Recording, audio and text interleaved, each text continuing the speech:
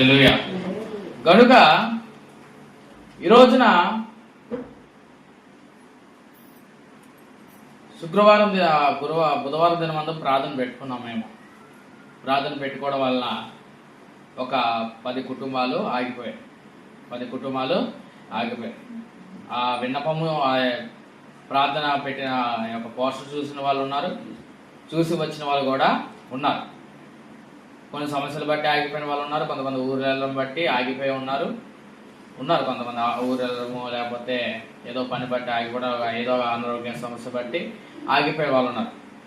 అయితే ఇవన్నీ కూడా ప్రతి మనిషికి ఏదో ప్రార్థన రాకపోవడం, ఆగిపోవడం వల్ల ఉంటుంది. ఆగిపోవడం వల్ల అంతేగాని వాళ్ళ ఆలోచన బట్టి వాళ్ళ సొంతంగా ఆగిపోవాలని కోరుకుంటారు. ఎవరు కోరుకోరు ప్రార్థనకి. హల్లెలూయా. కొంతమంది ఆ రీతిగా కూడా ఆగిపోయే వాళ్ళు చాలా మంది ఉంటారు. హల్లెలూయా. ఆగిపోయే చాలా మంది ఉంటారు. ఏమండి, ఈ రోజున మన మధ్యన తల్లి గారు ఉన్నారు, ప్రార్థనకు వచ్చింది ఈరోజు. ఆమె మన సహవాసకురాలు కానే కాదు, ఆమె వేరే ఒక సంఘ సహవాసకురాలు. ఆమెని ఇక్కడ రమ్మని చెప్పలేదు, అక్కడ ప్రార్థనకి ఆగిపోమని కూడా ఎవరు చెప్పలేదు. గనుక అంటే ఖాళీగా ఉండడం బట్టి నేనెందుకు ఆగిపోవాలని ప్రార్థనకు ఆమె వచ్చి ఉన్నది ఇక్కడికి. హల్లెలూయా. ఆమె అంతటా ఆగిపోలేదు, ఎవరు కూడా ఆమెని ఆపలేదు. కుటుంబంలో కూడా ప్రార్థనకి వెళ్ళడం ఎందుకని ఆగిపోయిన వాళ్ళు ఎంతమంది లేరు. కొంతమంది సలహాలు ఇస్తారు. వర్షం పడుతుంది అంటే బీభత్సమైన వర్షం పడితే ఎవరు రాలేరండి. నేను ఎగరేసేసి మొత్తాన్ని ఎగరేసి అంతగా వర్షం పడితే ఎవరు కూడా రమ్మని ఎవరు చెప్పరు. రాగలిగే పరిస్థితి, నడిచే పరిస్థితి వచ్చి ఉంటే అంత వర్షం పడినా, ఎండలో రావాలనుకుంటే గొడుగు వేసుకొని రావచ్చు. ఎండలో ఎండ దెబ్బ తాగకుండా అలాగే రావచ్చు. అయితే ఈరోజు ఇంటి కుటుంబీకులు విశ్వాసులుగా పిలువబడుతున్న వాళ్ళు ఈ ప్రార్థనలు కావచ్చు, సహవాస ప్రార్థనలు కావచ్చు, ఉపవాస ప్రార్థనలు కావచ్చు, కుటుంబ ప్రార్థనలు కావచ్చు, ఇలా వెళ్ళాలి ముందుకి నడిపించి ఎవరైనా ఉంటారంటే ఎవరు? చాలా తక్కువ మంది. ఇంట్లో ఎంతమంది ఉంటే అంతమంది ఏం చేయాలి? ప్రార్థనకి రావాలి. నువ్వు ఆగిపోవడమే కాకుండా నీ ఇంట్లో ఉన్న వాళ్ళు కూడా ఏం చేస్తుంటారు? కొంతమంది ఆపేస్తుంటారు. అలా ఆపడానికి నువ్వెవరివి? ఒక కుటుంబం ప్రార్థన రావద్దని చెప్పడానికి నువ్వెవరివి? ఏమండి? కనుక ప్రియులారా, నేను ఎందుకు చెప్తున్నానంటే మాట, ఆగిన నీవు దేవుని పనులకు నీవెందుకు ఆగుతున్నావు? ఆగేవు నువ్వు. ప్రార్థన రాకూడదని, కార్యక్రమాలు రాకూడదని, పరిచయం రాకూడదని ఆగిపోయిన నీవు దేవుని పనులు ఆపడానికి ప్రయత్నించకూడదు. హల్లెలూయా. దేవుడి పనులు ఆపడానికి నీవు ప్రయత్నించకూడదు. ఏమండి, ఒకడు ఒక జీవితాన్ని ప్రార్థన పెట్టుకున్నప్పుడు ఖచ్చితంగా నీవు రావాలి. హల్లెలూయా. అప్పుడప్పుడు ఏమంటే సతీష్ కుమార్ అయ్య గారు కావచ్చు, మన రాజ్ ప్రకాష్ పాల్ గారు మీటింగ్స్ పెట్టారు. మళ్ళీ ఎక్కడో రాజమండ్రి, విజయవాడలోని చర్చి తగలబడిపోయింది. మొత్తం అది తగలబడిపోయింది. మామూలు మంటలు కాదు. ఆ రోజు జరగాల్సిన మీటింగ్ ఈ చర్చిలో జరగకుండా బయట జరిగింది. ఆగిందా? విశ్వాసం రావడం ఆగిందా? మీరు యూట్యూబ్లో కొడితే మీకు ఈ వీడియో వస్తుంది, లేకపోతే ఇన్స్టాగ్రామ్లో వీడియో వస్తుంది. చూశాను ఆ వీడియో. మొత్తం కెమెరా పైన ఆ యొక్క హెలికాప్టర్ లాగా పెట్టి మొత్తం మంటలు ఎంత వస్తుందంటే పైకి ఒక ఆకాశము ఇంకా ఒక 10 అడుగుల వరకు మంటలంతా వేసాయి. అయినా కూడా ప్రార్థన ఆగలేదు. ఏ మంటలు కూడా, ఏ ఎండ కూడా, ఏ వర్షం కూడా ప్రార్థన ఆపడానికి వీలు లేదండి. గనుక నువ్వు ఆగిపోకూడదు, దేవుడి పని ఆగిపోవాలని కోరుకోకూడదు. హల్లెలూయా. గనుక నీవు ప్రార్థనకి నీవు వస్తే దేవుడు ఏం చేస్తాడంటే ఆగిపోయిన నీ కార్యాలను దేవుడికి కొనసాగిస్తాడు. హల్లెలూయా. గనుక నీ జీవితంలో ఆశీర్వాదం ఆగిపోతుందేమో, దేవుని ఆగిపోతుందేమో, లేకపోతే దేవుడికి చేయాల్సిన కార్యం ఇంకా ఆగిపోతుంది. గల కారణం ఏంటంటే నీవు ఆగుతున్నావు. దేవుడి కార్యక్రమాల పనులు కూడా నీవు ఆగిపోవాలని కోరుకుంటున్నావు. కనుకనే హల్లెలూయా.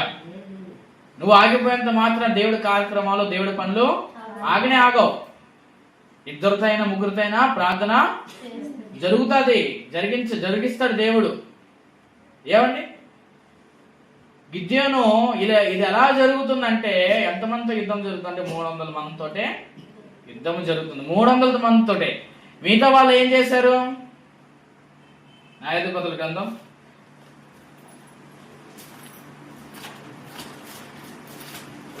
న్యాయాధిపతుల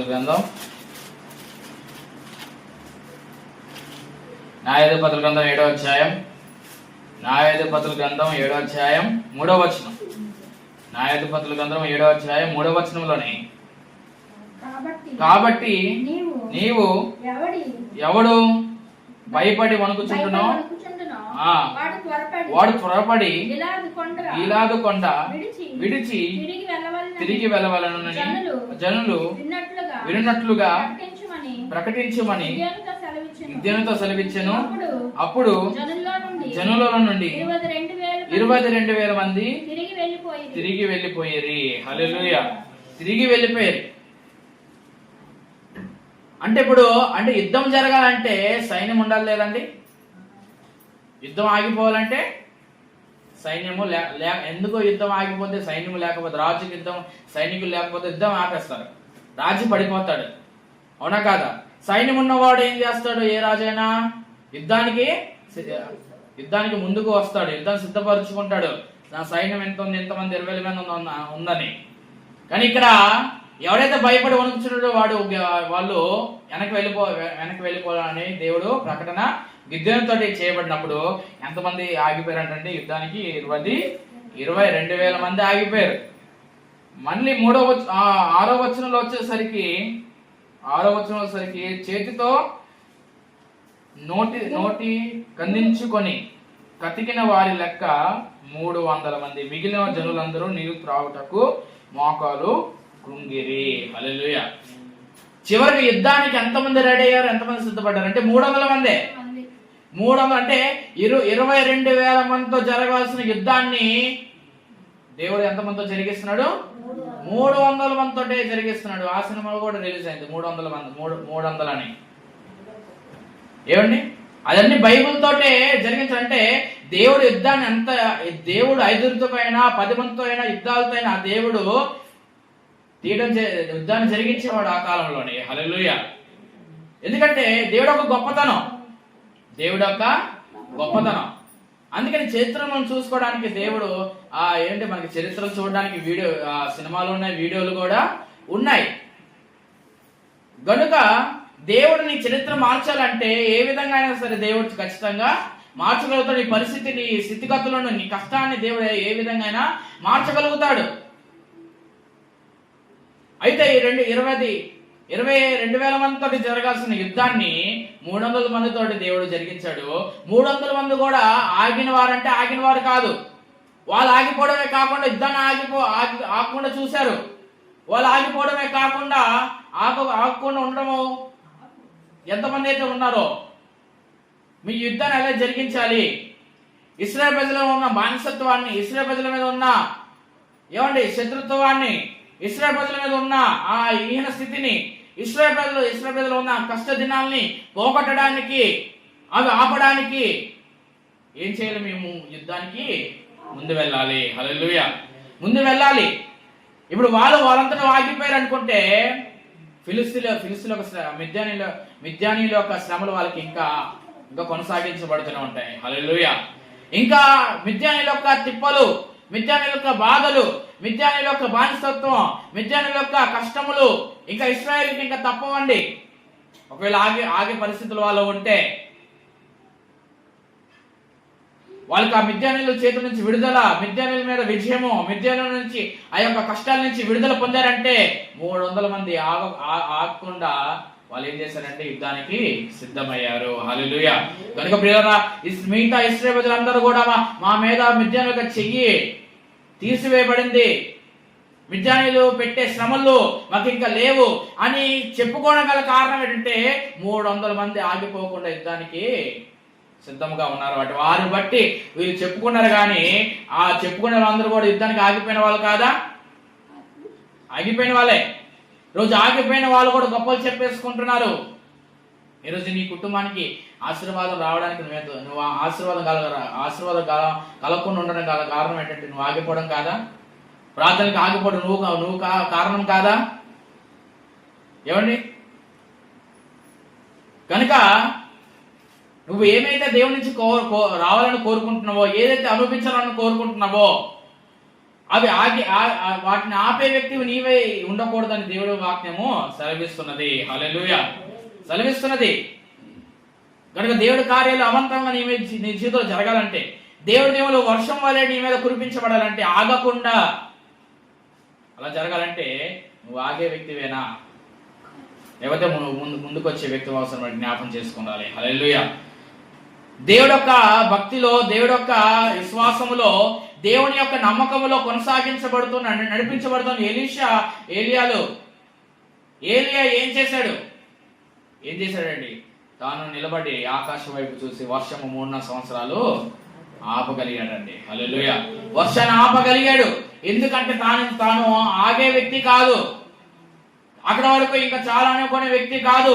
దేవుడు ఒక భక్తిలో, విశ్వాసములోని, దేవుడు ఒక చిత్తములోని, దేవుడు ఒక పనిలోని కొనసాగించబడుతున్న వ్యక్తి, నడిపించబడుతున్న వ్యక్తి, దేవుడు అక్కడ వెళ్ళమంటే ఇక్కడ వెళ్ళమంటే చెప్పే వ్యక్తి, దేవుడు ఒక ప్రకటనలు చెప్పే వ్యక్తి, ప్రాంతంలో ముందుకొచ్చే వ్యక్తి, సవాలు విసరడంలో దేవుడు మాట్లాడతాడు, దేవుడు కార్యము చేస్తాడు, దేవుడు ఒక్కడే దేవుడు, దేవుడు సేవించండి, దేవుడు నమ్ముకొనండి, వ్యర్థమైన వాటిని విడిచిపెట్టండి అని తను ఒక్కడే ముందుకు వచ్చి, తను ఒక్కడే ప్రార్థించడానికి, తను ఒక్కడే సమస్యలను పరిష్కరించడానికి ముందుకు రాగలిగిన వ్యక్తి గలవాడు కనుకనే తను ఏదైతే ఆగాలనుకున్నాడు దాన్ని ఆగేటట్టుగా దేవుడు చేశాడు అండి. హల్లెలూయా.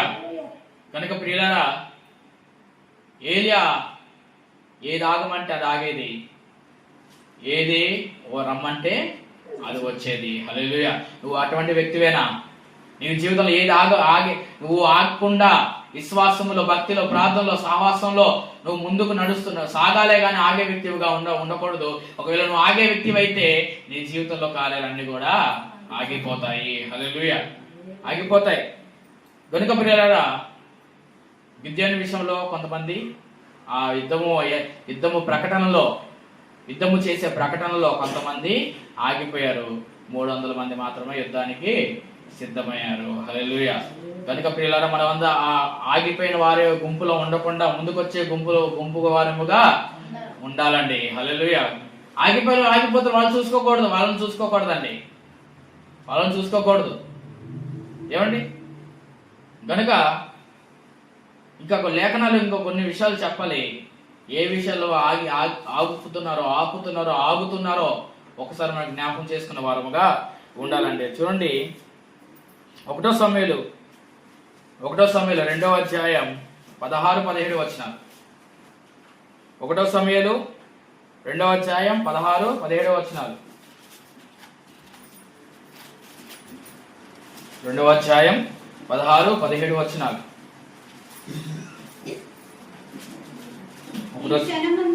ఈ క్షణమందే వారు ప్రభువును దహింతురు, తరువాత నీ మనసు వచ్చినంతకు తీసుకొని వచ్చునని వానితో ఆ మనిషి చెప్పిన ఎడల వాడు అలాగవద్దు, ఇప్పుడే ఇవ్వాలను, లేని ఎడల బలవంతము చేత తీసుకొందునను. అందువలన జనులు యెహోవాకు నైవేద్యం చేయటందు అసహ్యపడుటకు ఆ యవనులు కారణమైరి. గనుక వారి పాపము యెహోవా సన్నిధిని బహు గొప్పదాయను. హల్లెలూయా. దేవుడి పిల్లలు, ఇక్కడ దేవుడు మందిరానికి నైవేద్యములు, దహన బలులు తేవడం జరుగుతున్న ప్రయత్నంలోని పనిలోని ఏలు కుమారులు అడ్డుపడ్డారు. ఏమిటి? ముందుగా మా నైవేద్యములు మాకు ఇప్పుడే ఇవ్వాలి. అక్కడ ఉన్న పనివాడు, అక్కడ ఉన్న మనిషి ఏమంటున్నారంటే, ముందు ఈశ్వరం వాళ్ళు దహించి వేసిన తర్వాత నువ్వు తీసుకో, బలి ఇచ్చేసిన తర్వాత, నైవేద్యం ఇచ్చేసిన తర్వాత మిగిలింది నీవు తీసుకో అంటే, అతను ఎవడు అలాగనవద్దు, మాకు ఇప్పుడే కావాలన్నప్పుడు, అంటే అంత గోల చేసినప్పుడు, అంత అక్కడ ఆ నైవేద్యం విషయంలో, దహన బలుల విషయంలో ఏలు కుమారులు ఎంత రచ్చ చేశారంటే, ఆ రచ్చ జరగడం వల్ల ఏమైందంటే, ఏం జరిగిందంట, అందువలన జనులు యెహోవాకు నైవేద్యం చేయడంతో అసహ్యపడ్డారంట. ఎవరి వల్ల అసహ్యం కలిగింది? ఈ ఏలు కుమారుల వల్ల అసహ్యం కలిగింది. వీళ్ళ వల్ల నైవేద్యం ఆగిపోయింది దేవుడికి ఇవ్వడం. వీళ్ళు ఆపారు. వీళ్ళు ఆపడం వల్ల ఏమైంది? జనులు కూడా నైవేద్యం ఇవ్వడం ఆపేశారు. ఆపే వ్యక్తులు లేనప్పుడు, ఇలా ఆపే వ్యక్తులు లేనప్పుడు ఏ కార్యక్రమమైనా జరుగుతాయి. ఏ కార్యక్రమం జరుగుతాయి. గనుక ప్రియులారా, నైవేద్యం విషయంలో, దహన బలం విషయంలో ప్రజలు వాళ్ళ ఇచ్చిన దాంట్లో దేవునికి ఇవ్వాలి, దేవునికి కార్యక్రమం దేవుడికి ఒక మంచి అంటుకట్టబడిన జీవితం అది దేవునికి ఇవ్వాలి. దేవుడి దగ్గరకు వచ్చే ప్రయత్నంలోని వాళ్ళు ఏం చేస్తారంటే, దేవుడి నైవేద్యంలో మాకు కావాలి, మాకు ఇప్పుడే ఇవ్వాలి. లేదు బాబు, నైవేద్యం ఇచ్చేసిన తర్వాత, అన్ని ఇచ్చేసిన తర్వాత మిగిలింది మీరు తీసుకోండి, ఇది మీకే కదా అని అంటే వాళ్ళు ఏమాత్రం ఒప్పుకొనలేదు. కొన్ని రోజులు నైవేద్యం ఇవ్వడం మానేసి ఆపివేసి నైవేద్యం ఇవ్వడం అనే కార్యక్రమం ఆగిపోయింది మందిరంలోని. ఏమండి, ఈ రోజు కూడా ఇక్కడ కూర్చున్న వాళ్ళు కూడా, మీరు కూడా ఏంటంటే మీ గురించి ప్రార్థన చేయడం ఆగిపోయింది. ఏంటి, మీకు ప్రార్థన సహకారం కూడా ఆగిపోతుందని మీరు కొంతమంది బాధపడుతూనే ఉన్నారు. దేవుని ప్రియులారా, ఎందుకు ఇటువంటి పరిస్థితి వచ్చింది? ఎందుకు ఇంత స్థితి వచ్చింది? ఎందుకు ఇంత ఆత్మీయతలో ఇంత ఈన దశలోకి వచ్చిందో ఒకసారి మనం జ్ఞాపం చేసుకోవాలి. ఎందుకు నేను ఆగిపోవడం వల్ల ఇదంతా కూడా నాకు దొరకట్లేదు అన్న విషయాన్ని మనము జ్ఞాపకం చేసుకున్న వారంగా ఉండాలి. హల్లెలూయా. పేతురు చెరసాల్లోని ఎంతో బాధపడుతున్నాడు, ఎంతో ప్రమాదకరంగా రాబోతున్నాడు. రేపు ఉదయాన్ని అతన్ని యాకోబుని చంపినట్టు కూడా అతన్ని చంపేస్తాడు హేరోదు చంపేస్తాడు. అతను భద్రంగా ఉండడానికి ఎవరు కూడా అతను ఎత్తుకెళ్లకుండా అతని పక్కన ఇతని సైనికులు కూడా పెట్టాడు, తాళాలు వేసాడు, చెరసాలను గేట్లు వేసేసాడు. ఏమండి ప్రార్థన ఆగింది అక్కడ? విశ్వాసులు కూడడం ఆగిందా? ఆగలేదు. విశ్వాసులు ఆగలేదు. వీళ్ళు ఆగలేదు కనుకనే అక్కడ ఏం ఆగిపోయింది? పేతురు యొక్క చావు ఆగిపోయింది. హల్లెలూయా. పేతురు యొక్క మరణము ఆగిపోయిందండి.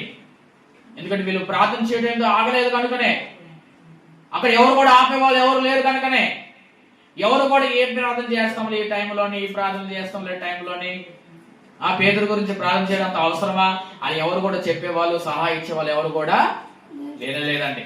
అందుకే ఆసక్తితో ఆసక్తితోటి ప్రార్థన ప్రార్థన ఉన్నారు కనుకనే దేవుడే తన దూతను పంపించి చెరసాలను ఉన్న ఖైదీలకు నిద్రను కలుగు చేసి గడియలు వాటంతటా ఊడిపోయినట్టుగా చేసేంతగా కార్యాలు దేవుడు జరిగించి ఉన్నాడు. హల్లెలూయా. కనుక ప్రియులారా, నువ్వు నీ కొరకు ప్రార్థించడం కాదు, నీ తోటి సహోదరుల గురించి కూడా ఆలోచించాలి. ఒకవేళ నువ్వు ప్రార్థించిన వ్యక్తి అయితే రేపు మరుసటి రోజు ఏమవుతుంది? నీకు అసలు నీకు ప్రార్థనే చెప్పరు. నీకు ప్రార్థన చేయమని చెప్పనే చెప్పరు. ఎందుకు? ఈమె మా గురించి ప్రార్థన చేయనే వ్యక్తి ఇంకోసారి చెప్పడం అవసరమా అనే ఆలోచన ఏంటంటే అపవాది కలుగు చేస్తాడు. ఇంకా గనుక అంటే నువ్వు ఎలాంటి వ్యక్తి ఉండాలంటే ప్రార్థనకు వచ్చే వ్యక్తిగా అనిపించాలి, ప్రార్థన చేసే వ్యక్తిగా అనిపించాలి. అప్పుడే నువ్వు ప్రార్థన పిలవడానికి కావచ్చు, ప్రార్థించమని కోరడం కావచ్చు, నేను ప్రతి ప్రార్థన విషయం నీతో పంచుకోవడం కావచ్చు. ఇటువంటి ఆత్మీయత అనుబంధం నీతోటి కొనసాగించబడుతూ ఉంటది. ఈరోజు అటువంటి అనుబంధం లేని అపాధి యొక్క క్రియలు ఈ విధంగా జరుగుతున్న గల కారణం ఏంటంటే మనం కూడా ఏలి కుమారులాగా ఉన్నామని అవసరం జ్ఞాపకం చేసుకుందాం. ఏలి కుమారులాగా మనం అవసరం జ్ఞాపకం చేసుకుందాం అండి. ఏమండి, మనం అందరం ఎటువంటి ఐక్యత కలిగిన వారముగా ప్రార్థనలు ఆపకుండా, ప్రార్థనకి ఆగిపోకుండా, ప్రార్థన కూడా ఆగిపోకుండా ఇటువంటి ఐక్యత కలిగి ఉంటే అన్ని కుటుంబాలు కూడా ఏమవుతాయి? ప్రార్థనలు జరుగుతూనే ఉంటాయి. హల్లెలూయా. జరుగుతూనే ఉంటాయి. ఈరోజు నీ కుటుంబ ప్రార్థన ఇంట్లో జరగట్లేదంటే, ఈరోజు ఏ ప్రార్థన అయినా సరే జరగకుండా ఉందంటే గల కారణం ఏంటి?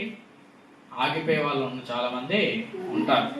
ఆగిపోయే వాళ్ళు చాలా మంది ఉంటారు. దేవుడి పిల్లరా, సతీష్ కుమార్ వాక్యం చెప్తుంటే గ్రౌండ్ నిండిపోయింది. వాక్యం మధ్యలోనే అదే మీటింగ్ స్టార్ట్ చేసే ముందు వర్షం పడలేదు, ముగింపులో కూడా వర్షం పడలేదు. వాక్యం మధ్యలోనే పడిపోయింది. జనాలు వాళ్ళ కుర్చీలు తీసుకొని పైన పెట్టుకొని వాక్యం వినడం మొదలు పెట్టారు. హల్లెలూయా. దాంట్లో ఏ ఒక్కరు కూడా వర్షం పడితే సర్దేండి అని ఏ ఒక్కరు కూడా అనలేదు. ఎవరు కూడా వర్షమైనా ఆగాలి,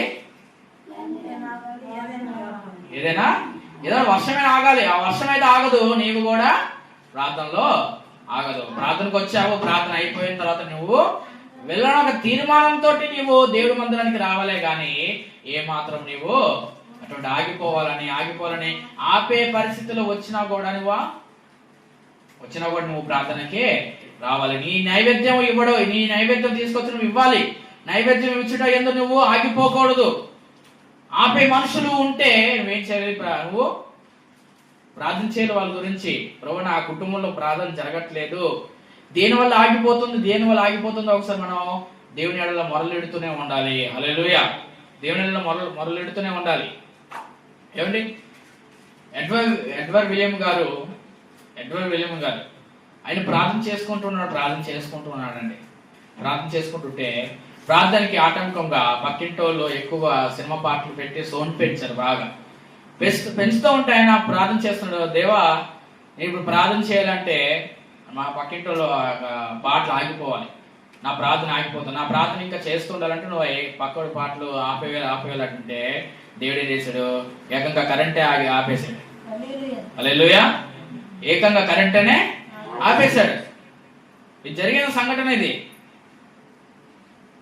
సంఘటన కనుక ఏదైనా సరే నువ్వు ప్రార్థించే వ్యక్తిగా ఉండాలి. ఒక నైవేద్యాన్ని ఒక గంట ప్రార్థన నైవేద్యం ఇవ్వాలంటే నీ ప్రార్థన నైవేద్యం ఏమండి? ఓ ప్రార్థన నైవేద్యం నీ ప్రార్థనకు ఆటంకముగా జరగనీయకుండా ఏదైతే ఉన్నదో దాన్ని ఆపగలిగేంత విశ్వాసం నీకు ఉండాలి, ఆశ ఉండాలి. అప్పుడే దేవుడు నీ నైవేద్యాన్ని సంపూర్ణంగా ఇచ్చుటకు దేవుడు సహాయము చేయగలుగుతాడు. హల్లెలూయా. కనుక పిల్లలు, ఏలీ కుమారులు నైవేద్యము ఆగిపోవడానికి కారణము వాళ్ళే. కనుక దేవుడు ఏం చేశాడంటే వాళ్ళ దేవుడి యొక్క ఉగ్రత వాళ్ళ మీదకి వచ్చి ఉన్నది. హల్లెలూయా, వచ్చి ఉన్నది. అటువంటి పరిస్థితి మనకి ఏమాత్రం రాకూడదు. రాకూడదండి. ఇంకో మాట చూద్దాం, చూడండి. 2వ దినవృత్తాంతముల గ్రంథం 33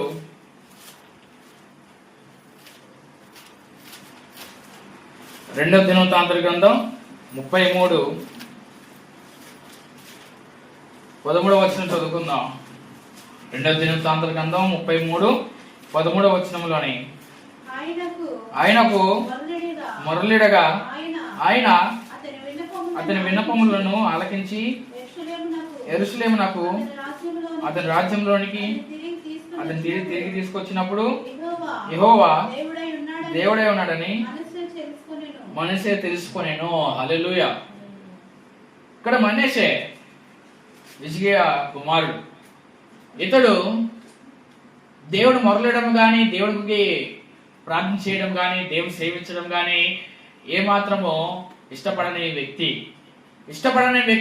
అతనికి కష్టం వచ్చేసిన తర్వాతే అతడు దేవుని ఎదుట బతిమాలుకొని తాను తగ్గించుకొని దేవునికి మొరలేడినప్పుడు అతన్ని మరలా యెరూషలేమునకు దేవుడు తిరిగి తీసుకొచ్చి ఉన్నాడు.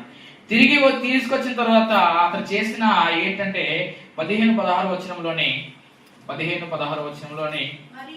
మరియు యెహోవా మందిరం నుండి అన్యుల దేవతలను విగ్రహం తీసివేసి యెరూషలేమునందున్న యెహోవా మందిర పర్వతమునందును తాను కట్టించిన బలిపీఠములన్నిటిని తీసి పట్టణం బయటికి వాటిని లాగి వేయించెను. ఇదియుగాక అతడు యెహోవా బలిపీఠమును బాగు చేసి వాటి మీద సమాధాన బలులను కృతజ్ఞత అర్పణలను అర్పించుచు ఇశ్రాయేలీయుల దేవుడైన యెహోవాను సేవించుడని యూదా వారికి ఆజ్ఞ ఇచ్చిన. దేవుని స్తోత్రం చేద్దాం గట్టిగా. హల్లెలూయా. దేవుడి ప్రియులారా, మీరు 33:1 నుంచి 9 వచనాలు చూసుకుంటే, అతడు ఇశ్రాయేలు ప్రజలకి అన్యుల యొక్క ఆచారాలు, అన్యులు చేసే పద్ధతులు, ముహూర్తాలు, చిల్లంగిళ్ళు, ఆ శకున గాండులు, ఇంకా పూజలు, ఏ విచారములు, ఏం సరే చెడు నడత, ఇవన్నీ కూడా ఇశ్రాయేలు ప్రజల్లో ఎక్కువగా వ్యాపించినట్టుగా చేశాడు. చేసిన ఇతను దేవుడి కార్యక్రమాలను ఆరాధించే పద్ధతులు, దేవుడికిచ్చే బలుల పద్ధతులు, దేవుని సేవించే పద్ధతి, ఇవన్నీ కూడా ఆపివేశాడు. అటు ఆ దేవుడి కార్యక్రమాల్లో ఆ విషయాల్లో ఆగిన వ్యక్తి, ఆపివేసిన వ్యక్తి శ్రమ వచ్చిన తర్వాత ఏ దేవుడు కూడా అతన్ని విడిపించలేదు. ఏ ఒక దేవత అతన్ని విడిపించలేదు. దేవుడే, యెహోవాయే నన్ను విడిపించాడని, దేవుడే నన్ను రక్షించాడని తెలుసుకున్న తర్వాత అతడు ఏం చేశాడంటే, దేవునికి కృతజ్ఞతలు, సమాధాన బలులు అర్పించమని ఇశ్రాయేలుకు, యూదా వారికి ఆజ్ఞాపించాడు. ఏది ఆపివేశాడంటే బలిపీఠములను కూడా, విగ్రహములు, అన్ని దేవతలను కూడా తీసివేసేశాడు. హల్లెలూయా. దేవుడి శరీర సంబంధమైన వాటిని ఆపివేశాడు. దైవికమైన వాటిని కూడా, ఆగిపోయిన వాటిని తిరిగి మళ్ళా ప్రారంభించగలిగాడు. హల్లెలూయా. ప్రారంభించిన తర్వాత అతనికి కావాల్సిన క్షేమాన్ని, అతనికి కావాల్సిన రాజ్య అభివృద్ధిని, రాజ్య ఆశీర్వాదం దేవుడు హెచ్చుగా దేవుడు అతనికి కలుగు చేయడం మొదలు పెట్టాడు. దేవుని సోదరుల చేత గట్టిగా హల్లెలూయా. గనుక ప్రియులారా, నువ్వు ఏది ఆపుతున్నావో, దేన్ని నీవు ప్రారంభిస్తున్నావు ఒకసారి మనం జ్ఞాపం చేసుకోవాలి. దేన్ని నీవు ఆపే వ్యక్తిగా ఉన్నావు. ఏంటి? ఈ రాజు అన్ని దేవతలకు కట్టిన బలిపీఠములు, వాటిని పూజించే మనుషులను, పూజించే కార్యక్రమాలను అన్నింటిని ఆపివేసేసి, ఇక మీద నుంచి మీరు దేవుని సేవించడము, దేవునికి బలులు అర్పించడము, దేవునికి మొరపెట్టడము, దేవుని వైపు తిరిగి రావడము, ఇక యెహోవాని సేవించడము, ఇంకా మొదలు పెట్టాలని ప్రతి ఒక్కరిని కూడా, ఆగిన ప్రతి ఒక్కరిని కూడా ఏం చేశారండి, మరలా స్టార్ట్ చేయమని ఆజ్ఞాపిస్తున్నాడండి. హల్లెలూయా. ఆజ్ఞాపించడం స్టార్ట్ చేస్తున్నారు. ఆగిన వారు కూడా, దేవుని సేవించడం ఆపిన ఇశ్రాయేలు ప్రజలు కూడా, భక్తులు కూడా, ఎందుకంటే మేము ఆపాలి? ఎందుకు? దేవుడి దగ్గర మాకేమున్నది? దేవునికి మేము ప్రార్థించాలా? ఎందుకు మా మళ్ళా ఈ మొదలు పెడుతున్నారు? కొత్త పాఠాలు నేర్పుతున్నారు, కొత్త మార్గాన్ని ఎందుకు సృష్టిస్తున్నారు అని ఎవరు కూడా ఎదురు మాట్లాడకుండా వాళ్ళు కూడా, భక్తులందరూ కూడా, ఇశ్రాయేలీయులందరూ కూడా మరలా దేవుని సేవించడం, దేవునికి బలులు అర్పించడం మరలా మొదలు పెట్టగలిగే వారంగా ఉన్నారు. హల్లెలూయా. మొదలు పెట్టిన వాళ్ళు గలవారు ఉన్నారు. ఏమండి? ఎక్కడి నుంచో వేరే ఊరి నుంచి ఒక విశ్వాసి ఒక ఊరికి వస్తే, ఆమెకి ఆ ఊర్లో ఎక్కడికి వెళ్ళాలో, చర్చికి ఏమే మాత్రమో తెలియదు, ఏ సహవాసానికి వెళ్ళాలో తెలియదు.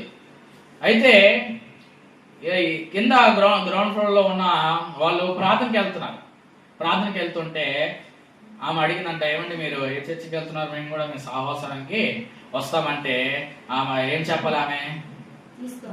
ఏం చెప్పాలి? మీరు చెప్పండి. తీసుకెళ్ళాలి. ఏమేం చెప్పింది? మా చర్చి చాలా దూరం అంటుంది. నీకు ఏమైనా దూరం అని అడిగారా? ఎన్ని కిలోమీటర్లు, ఎంత దూరం అని అడిగారా? లేదు. అలా అనేసరికి వేరే ఊరు వచ్చిన ఆ విశ్వాసం ఏం చేసింది? ఆగిపోయింది. ఇంకో చర్చికి వెళ్ళింది. అంటే ఇక్కడ ఆమె ఏ చర్చికి వెళ్ళినా పర్లేదు కానీ మా చర్చి ఆ దూరం ఈ దూరం అని నేను అలా చెప్పడం ఎందుకు? ఆపిన వ్యక్తివే కదా నీవు. చర్చికి వస్తున్న వారిని, ప్రార్థనకు వస్తున్న వారిని, మమ్మల్ని కూడా తీసుకెళ్ళండి. ఎక్కడికి వెళ్తున్నారో మాకు ఏ చర్చి ఇక్కడ తెలీదు అని ఆశతో అడుగుతున్న ఆమెని నువ్వేం చేయాలి? ఆమెను ఆగిపోకుండా నీ సహవాసానికి రోజు తీసుకెళ్తూ ఉండాలి. నువ్వు ఆగిపోకూడదు, అలాగే ఆమెను కూడా ఆపకూడదు. ప్రతి ఒక్క అలాగా అడుగుతున్న ప్రతి ఒక్కరిని ఏం చేయాలి? నువ్వు సహవాసానికి నడిపిస్తుండే. ఈ రోజు అలాంటి లేరే. అసలు ప్రార్థనకి ఎప్పుడు వెళ్తాం మాకు కూడా తెలియదు, మమ్మల్ని అడుగుతున్న అని చెప్పే వాళ్ళు చాలా మంది ఉన్నారు. మేము ప్రార్థనకి రెగ్యులర్ పర్సన్ మేము కాదు. ఎప్పుడుకో దేనికో వెళ్తాము, ఇష్టం వస్తే వెళ్తాము, మాకు కంఫర్ట్గా ఉంటే వెళ్తాము, మాకు వీలైతే ఉంటే, మాకు ఏ నొప్పి లేకుండా మేము ఉంటే వెళ్తాం, మాకు ఏ కష్టం లేకుంటే వెళ్తాము. అసలు ఎప్పుడు వెళ్తాం కూడా మాకు ఐడియా లేదు. నచ్చితే వెళ్తాం, నచ్చకపోతే వెళ్తే అని చెప్పే వాళ్ళు విశ్వాసులు ఉంటే ఖచ్చితంగా నేను ప్రార్థనకి తీసుకెళ్ళాను. మొక్కని అడగరు నిన్ను. ఏమండి అడుగుతారా? అడగరు. నువ్వు నిజంగా ఆగిపోకుండా సహవాసానికి ప్రార్థించడానికి వస్తున్న వ్యక్తివైతే ఖచ్చితంగా నీతో ఎంతమంది రాకుండా ఉంటారు చెప్పండి. నువ్వే సరిగ్గా ప్రార్థనకి వెళ్ళినప్పుడు నీతో సహవాసం చేస్తారా? నీతో నీ నుంచి దేవుడు ఒక భక్తిని ఏమైనా నేర్చుకోగలుగుతారా? ఏమిటి దేవుడు ఒక ఆత్మ సంబంధమైన విషయాలు నీతో పంచుకోవాలని ఆశపడతారా? నీ నుంచి ఏదైనా ఒక విలువైన ఆత్మ సంబంధమైన పరలోక సంబంధమైన ఆ యొక్క ఆత్మీయతమైన పట్టుకోవాలనుకుంటారా? పట్టుకోరు. ఏమండి గనుక ప్రియులారా, రాజు ఏమైనా చేయగలడు, ఏదైనా ఆపగలడు, ఏదైనా మొదలు పెట్టగలడు. అధికారం రాజునకు ఉన్నది. రాజ్యానికి ఏదైనా తెచ్చుకోగలడు, ఏదైనా బయటికి పంపించగలడు. ఆ రాజుకి ఆ అధికారం ఉంది కనుకనే తన తండ్రి అయిన దేవుణ్ణి పక్కన పెట్టాలని కోరుకున్న ఆ రాజే ఆ యొక్క బయలుదేవతలను పక్కన పెట్టాలని ఆజ్ఞాపించాడు. దేవుడిని మీరు పూజించాలని అందరిని ఆగిన ప్రతి ఒక్కరిని కూడా మరల ముందుకి నడిపించగలిగాడు. హల్లెలూయా. ఎప్పుడైతే అలా నడిపించాడో రాజ్యానికి కావాల్సిన క్షేమాన్ని, రాజ్యానికి కావాల్సిన దీవెన దేవుడు మెండుగా ఆ మనుష్య పరిపాలనకి కావాల్సిన ప్రతి ఒక్క దీవెనలు రాజునకు అనుగ్రహించి ఉన్నాడు. హల్లెలూయా. అనుగ్రహించి ఉన్నాడు. దేవుడు పిల్లరా, తల్లి కావకపోతే పిల్లల మందిరానికి రావాలి. తల్లి చెప్పాలి, నాకు ఈ ప్రార్థనకి రావడం అవదు, నువ్వు నా తరపున నీవు ప్రార్థనకి వెళ్ళని చెప్పాలి. లేకపోతే కుటుంబీకులు ఉన్నా కూడా ఏం చేయాలి? ప్రార్థనకి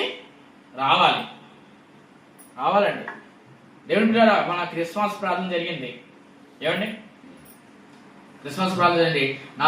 నేను ఎంత తొందరగా వచ్చినంత వీలుగా కొన్ని ప్రార్థనలు నేను అందుకొని నేను చేయాల్సిన ఆరాధన నేను చేశాను. కొన్నిసార్లు ఒకసారి ఆ డ్యూటీ చెమట కమ్ముతోటే, ఆ కెమికల్ స్మెల్ తోటే నేను ప్రార్థనకు రావడం కూడా జరిగింది. స్నానం అయిపోతుంది చేయకుండా. ఇంకా టైం అయిపోతుంది, ఇంకా ఆరాధన ఎలా అవుతుంది చేయాలని నా పని నేను చేసుకోవాలి కానీ వచ్చేసేవాడిని. అక్కేపాలెంలో దిగిపోయి అక్కడ స్కూటీ పెట్టి వచ్చేసేవాడిని. ఎందుకు? నేను ఆగకూడదు, నేను చేసే ఆరాధన కూడా ఆగకూడదు.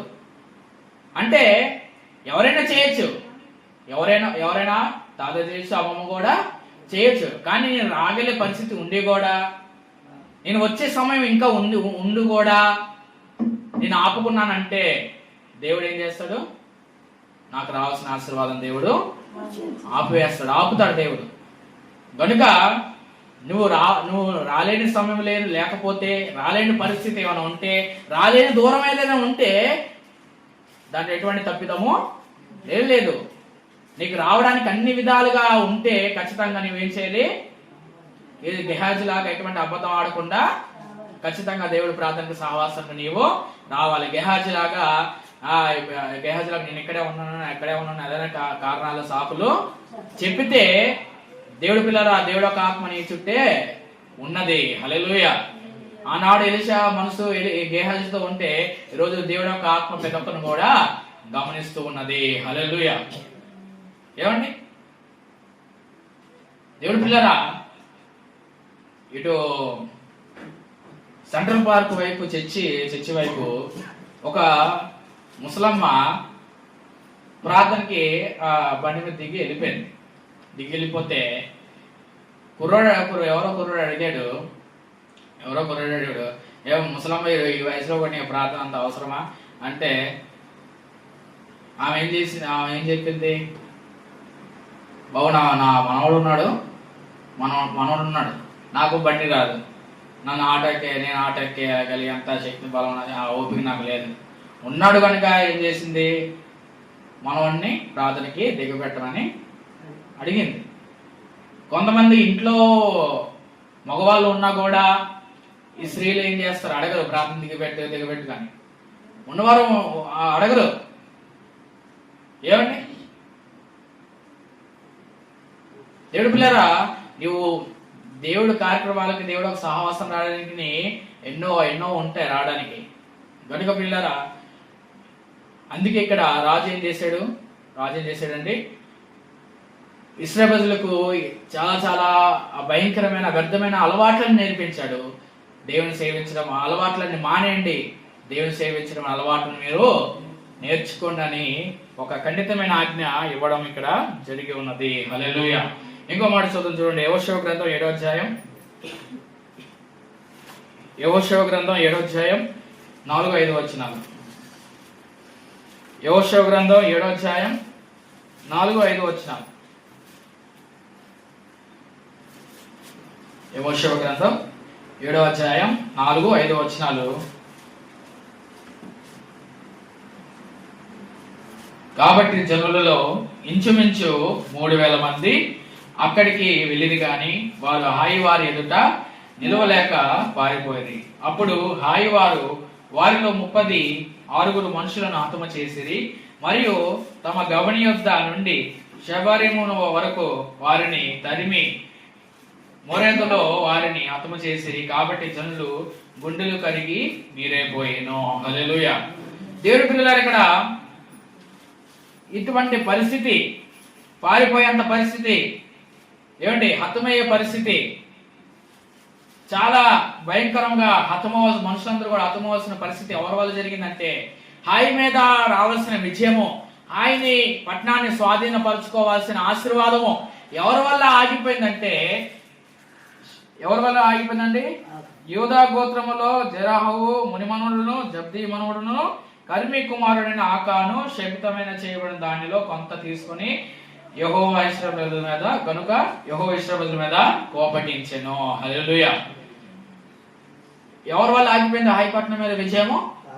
చెప్పండి, ఎవరి వల్ల ఆగిపోయింది? ఆకాను వలన ఏమైంది? హాయిపట్నం మీద విజయం ఆగిపోయింది. అది ఒక చిన్న పట్టణము. వెళ్తే అందరూ కూడా సాగిలు పడిపోతారు, మేము ఓడిపోయామని. ఒక గంటలో ఓడించగలరు అంత చిన్న పట్టణము. అయితే ఒకరి వలన, ఒకరి అపరాధం వలన, ఒకరి తెలివి తక్కువ పనుల వలన చేయడం వల్ల ఎంతమంది చనిపోయారండి? 36 మనుషుల మంది. హల్లెలూయా. ఏంటి 3000 మంది వెళ్ళారు కానీ అక్కడ ఎంతమంది చనిపోయారు? 36 మనుషులు హతమయ్యారంట. వెళ్ళిన వారు సంతోషంతో రాలేదు, ఏడుస్తూ బాధపడుతూ భయముతోటి, అలో మా మనుషులు చనిపోయారనే దుఃఖముతోటి ఆ దేశం నుంచి ఎలా రావాలి? విజయంతో, కేకలతో, సంతోషంతో, ఆర్భాటంతో, ఈ పట్టణాన్ని కూడా దేవుడు మాకు స్వాధీనపరిచాడని విజయంతో రావాల్సిన వాళ్ళు ఎలా వస్తున్నారు? చెప్పండి, ఎలా వస్తున్నారు? ఏడుస్తూ, రోదన చేస్తూ, భయపడుతూ, ఇలా జరిగిందని.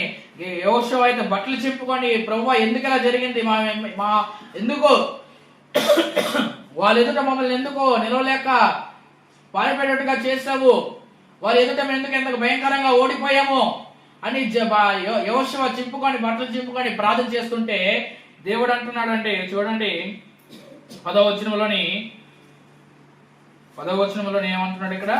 యెహోవా యెహోషువతో ఇట్లా, లెమ్ము నీ వేళ ఇక్కడ ముఖము నేల మోపుకుందువు అంటున్నాడు. నీ వేళ ఇక్కడ ముఖము మోపుకుందువు. ఎందుకు బాధపడుతున్నావు? ఇలాగా విజయం రాకుండా ఆగిపోయింది ప్రభువా. చేతుల దాకా రావాల్సిన దేశము చేతుల నుంచే జారిపోయింది. ఏమిటి పట్టాన్ని పట్టుకోవాల్సిన వారిని మేమే వెనక్కి వచ్చేసాము ప్రభు. ఇలాంత పరిస్థితి జరిగింది. ఎవరి వల్ల జరిగిందంటే, మీలో ఒకడు శపితమైన వాటిని తీసుకున్నాడు. వాళ్ళు ఉన్నంత వరకు, అది ఉన్నంత వరకు, ఆ మనిషి ఉన్నంత వరకు ఇలా జరుగుతూనే ఉంటది. ఏ పట్టణము మీరు స్వాధీనపరచుకోలేరు. మీ ప్రయాణం ఆగిపోతుంది. మీరు ఏ పట్టణానికి వెళ్ళలేరు. ఏ పట్టణానికి వెళ్ళా కూడా ఓడిపోయి రావాల్సి వస్తుంది, శవాలతో రావాల్సి వస్తుంది, మీ వారిని కోల్పోవడం జరుగుతుంది అని దేవుడు చెప్పినప్పుడు, దేవుడు బయలుపరిచాడు ఆ వ్యక్తి అని చెప్పినప్పుడు ఆకారాన్ని పట్టుకొని ఏమండి అకోరు లోయలో రాళ్ళతోటి కుప్పలు వేసి సమాధి చేశారు. ఇప్పుడు ఆ వ్యక్తి లేడు. మరలా హాయిపట్నానికి వెళ్ళారు. ఏం చేసిందండి? క్షణంలోని విజయం వాళ్ళకి వచ్చింది. అక్కడ ఆగిపోయింది. ఎందుకంటే ఆపే వ్యక్తి, చెప్పండి, ఆపే వ్యక్తి ఉన్నాడు. ఉన్నాడు కనుక ఆగిపోయింది. మరలా వెళ్ళారు, ఆపే వ్యక్తి లేడు, విజయం కూడా ఆగలేదు వాళ్ళకి. హల్లెలూయా. నిజంగా ఈ రోజు నీ కుటుంబంలో నీ కార్యాలు ఆపగలిగే వ్యక్తి ఎవరైనా ఉన్నారో సరి చేసుకోవాలి. మనం సరి చెప్పాలి, బుద్ధి చెప్పాలి, ఖండించాలి. నీ వల్ల దేవుడు యొక్క కార్యాలు ఆగిపోతున్నాయి. నీ నిర్లక్ష్యం బట్టి, నీ తప్పిదములు బట్టి, నీ బుద్ధిహీనత బట్టి, నీ యొక్క చరిత్రము బట్టి, సరిగా ప్రార్థన చేయకపోవడం బట్టి, భక్తి లేకపోవడం బట్టి, నాకు రావాల్సిన ఆశీర్వాదము లేవట్లేదు, కుటుంబంలో సరి గడవట్లేదు అని నీవేం చేయాలి? హెచ్చరించాలి, ఇంటి వారితోటి ఖండించాలి, బుద్ధి చెప్పాలి. అప్పుడే దేవుడు ఏం చేస్తాడంటే ఆగిపోయిన నీ ఇంట్లో ఉన్న దీవెనలు, ఆగిపోయిన సంపదలను, ఆగిపోయిన సంతోషాన్ని దేవుడు మరలా మొదలు పెట్టగలుగుతాడు. హల్లెలూయా.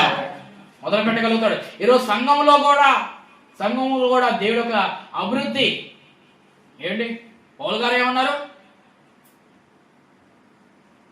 నేను విత్తాను, అపోలో నీరు పోసాను, వృద్ధి కలిగి చేసిన వాడు దేవుడే. హల్లెలూయా. వృద్ధి కలిగి ఆనాడు ప్రియులరా, కొలసి సంఘము, ఎఫెసీ సంఘము, గలతీ సంఘము, ఫిలమోను సంఘము, ఏమండి, దెసలోనిక సంఘము, కొరింథీ సంఘము, రోమా సంఘము, ఇవన్నీ కూడా ఈ విధంగా అభివృద్ధి పరచబడిందంటే, విస్తరించబడిందంటే దేవుడు విత్తనం వేసి నీరు పోసిన వారి యొక్క కన్నీటిని దేవుడు వ్యర్థమవకుండా దేవుడు దాన్ని అభివృద్ధి పరిచాడంటే, అవి వృక్షముగా చేశాడంటే గల కారణము సేవకులు ఒక్కడే, ఆ యొక్క అపొస్తలే కొనసాగిస్తున్నారు, ఆగిపోకుండా పరిచయం చేశారా? దానికి విశ్వాసులు కూడా ఆగిపోకుండా ప్రార్థన సహాయము, ఆ యొక్క విశ్వాస సహాయము, పరిచయ సహాయము, అవన్నీ కూడా చేయకుండా ఆగిపోయి ఉన్నారా? అవన్నీ చేశారు. ఏమండి? కనుక ప్రియులరా, అటువంటి ఆనాడ అంత ఆశ్చర్యకరంగా, అద్భుతకరంగా సేవ జరిగిందంటే ఆగేవాళ్ళు ఎవరు కూడా లేరండి. నేను బయటపేవారు వెళ్తున్నప్పుడు ఒక చర్చి ఎదురుగా మన కాలనీకి చెత్త మున్సిపాలిటీ బండ్లు వస్తున్నాయి కదా, ఆ 2 బండ్లు చర్చికి ఎదురుగా ఉన్నాయి, తలుపులేసి. ఏమండి? ఎందుకు చెప్పండి? ఒక చెత్త బండ్లు చర్చి ముందు ఆపారంటే దానికి గల కారణం ఏంటి? ఎందుకు అలా ఆపారు బండ్లు? ఎవరి వల్ల ఆగిపోయింది? చర్చి ఖాళీగా ఉంటే సేవ జరిగినట్ట? జరగలేదు. విశ్వాసులు ఆగిపోతేనే సేవలు ఆగిపోతాయి. ఎందుకు విశ్వాసులు ఆగిపోతున్నారు? ఆ సంఘం ఎందుకు ఆగిపోయింది? ఆ సంఘానికి నాకు మెలకు వచ్చినప్పుడల్లా నేను చేసే ప్రతి ప్రార్థన ఏంటంటే, ప్రభువా నా సంఘానికి ఎప్పుడు కూడా తలుపులు వేసే స్థితిలోకి రాకూడదు, మేము తాళాలు వేసే పరిస్థితి రాకూడదు, ఆ యొక్క పరిస్థితికి తెచ్చే మనుషులు కూడా ఎవరు కూడా రాకూడదు ప్రభువా అని దేవుడికి ప్రార్థన చేసేవాడిని. హల్లెలూయా. ఇంకొన్ని రోజులు పోతే నవంబర్ వస్తుంది, ఈ సంవత్సరము అయిపోతుంది. హల్లెలూయా. ఏ సంవత్సరం సేవ ఆగిపోకూడదు, ఆపే వ్యక్తులు కూడా ఉండకూడదు. దీనిలాగా సేవ ఆగిపోవాలి అని చూసే కన్నులు ఎదుటనే ఇంకా బహిరంగంగా దేవుడు, అద్భుతంగా దేవుడు సేవని సాగిస్తూ ఉండాలి. హల్లెలూయా. సాగిస్తూ ఉండాలి. ఆ ప్రార్థన వ్యర్థమవుదే? ఆ ప్రార్థన వ్యర్థమవుదు. నా గురించి చేస్తున్నాండి, నా గురించి చేసుకోకూడదు. సంఘం ఆగిపోకూడదు, సంఘానికి తలుపులు వేయబడకూడదు, సంఘానికి తాళము వేసేంత స్థితి తెచ్చే మనుషులు కూడా రాకూడదు. ఏమండి? హాయపట్నానికి వెళ్ళిన వాళ్ళు విజయంతో రాలేదు, తలదించుకునే ప్రతి ఒక్కరు కూడా వచ్చారు. ఎవరు ఆ పరిస్థితి పట్టించారు? ఇశ్రాయేలుకి ఒకడే. ఇశ్రాయేలుకి ఆ పరిస్థితి పట్టించింది ఒకడే, ఆ దరిద్రం పట్టించింది ఒకడే. ఆ ఒక్కడే లేకపోతే మీ మధ్యలో మరలా మీ సంతోషం అలాగే మరలా పొందుకోగలుగుతారు. మరలా మీ మొక్కలు ప్రశాంతతోటి, నెమ్మదితోటి మరలా మార్చబడదు. ఆ ఒక్కరిని తీసివేయండి, ఆ ఒక్క కుటుంబాన్ని తీసివేయండి. యేసుప్రభు కూడా చెప్తారు కదా, తోటమాలతోటి ఇది సంవత్సరాలు కొలిది చెట్టు ఇలాగే ఉంది, కానీ దీనివల్ల నేల ఏమైపోతుంది? చెప్పండి, నేల ఏమైపోతుంది? వ్యర్థమైపోతుంది. ఒక్కదాన్ని తీసివేస్తే మిగతా చెట్టులన్నీ కూడా బాగానే ఉంటది. ఈరోజు సంఘంలో కుటుంబాలు అన్ని బాగుండాలంటే, సంఘము సేవ జరుగుతూ ఉండాలంటే, బాగా కుటుంబంలో ప్రార్థన బాగా చదువు, ఏదో ఒక కుటుంబం దరిద్రం అంటించుతుంది కానీ తప్ప ఏమాత్రమో ఆ పరిస్థితి రాదండి. కానీ సేవకులుగా ఒక కుటుంబాన్ని ఆ కారణంతో వెళ్ళగొట్టడము తప్పు అది. ఆ కార్యక్రమాలు చేయాలి దేవుడే చేయాలి. ఎందుకంటే ప్రియులారా, నీ పిండి బాగుండాలంటే పులిసిన పిండి రాకూడదు. నీ పిండి బాగుండాలంటే పులిసిన పిండి రాకూడదు. అందుకే ప్రియులారా, నీ పిండి అయిపోకుండా, నీ నూనె అయిపోకుండా దేవుని యొద్దకే అయిపోకముందే, నూనె అయిపోకముందే దేవుని యొద్దకి తీసుకురావాలి. హల్లెలూయా, తీసుకురావాలి. అయిపోవలసిన దాన్ని నువ్వు విశ్వాసంతో తీసుకొస్తే అయిపోతున్న దాన్ని దేవుడు అత్యధికంగా దేవుడు చేయగలిగే అంత ఆశీర్వాదం దేవుడి చేతుల్లో ఉన్నదండి. హల్లెలూయా. చూడండి, ఇంకో మాట చూద్దాం. చూడండి, ఒక మాట చెప్పి నేను ముగిస్తాను. ముగిస్తానండి. 2 రాజుల గ్రంథం 12వ అధ్యాయం 27-28 వచనాలు.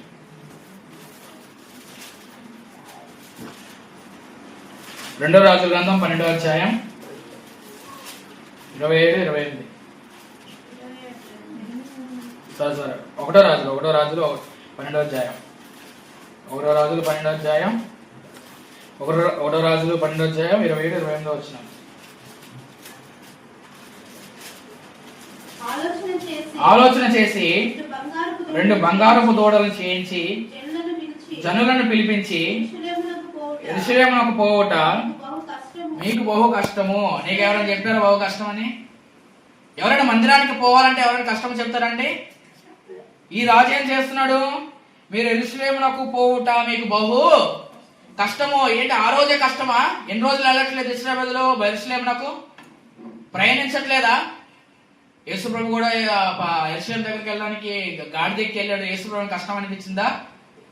యేసుప్రభుకి ఏమాత్రమో కష్టం లేదు. అయితే ఈ రాజు అంటున్నాడు మీకు బహు కష్టము అని ఉన్నప్పుడు ఇశ్రాయేలు ఏం చేస్తున్నారు? ఇశ్రాయేలు వాళ్ళారా, ఐగుప్తు దేశంలో నుండి మిమ్మల్ని రప్పించిన మీ దేవుడు ఇవే అని చెప్పి ఒకటి బేతేలునందును ఒకటి దానునందును ఉంచెను. హల్లెలూయా. అప్పటి నుంచి ఇశ్రాయేలు ప్రజలు యెరూషలేమునకు మానేసి ఈ పెట్టిన దూడల వైపే వెళ్తున్నారు. బేతేలు దగ్గర దాని దగ్గరికి వెళ్ళడం మొదలు పెట్టారు. ఇంకా అంటే ఇశ్రాయేలు ప్రజల్లో ఈ ఒక ఆలోచన వచ్చేసింది, సులువు వచ్చేసింది.